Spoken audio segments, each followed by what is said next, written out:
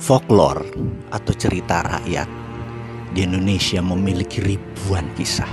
Dan folklore atau cerita rakyat itu sangat penting. Di dunia mungkin dikenal cerita Romeo and Juliet di Eropa.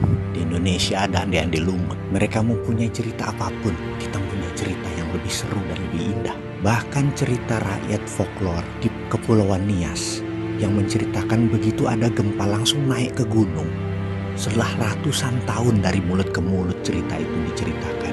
Hal inilah yang menyelamatkan waktu peristiwa tsunami di Aceh. Banyak korban sampai 200.000 warga Aceh. Tapi di Nias tidak terlalu banyak karena mereka sudah tahu cerita dari mulut ke mulut.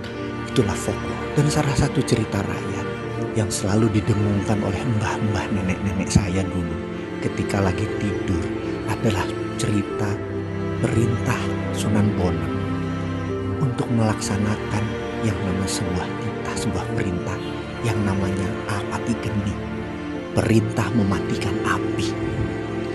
Sunan Bonang tahu budaya api adalah dekat dengan budaya metal, di mana membuat keris, membuat peralatan metal semua menggunakan geni atau api atau dahono.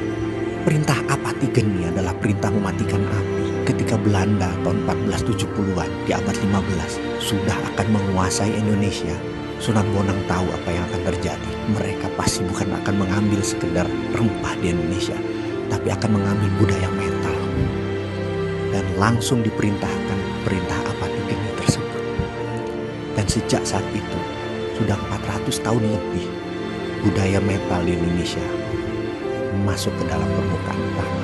Dan salah satu peristiwa yang saat ini selalu didengungkan oleh mbah dan eyang adalah suatu hari nanti perintah Tinitah Sumuruping Geni, perintah menyalakan api, akan dilaksanakan segera.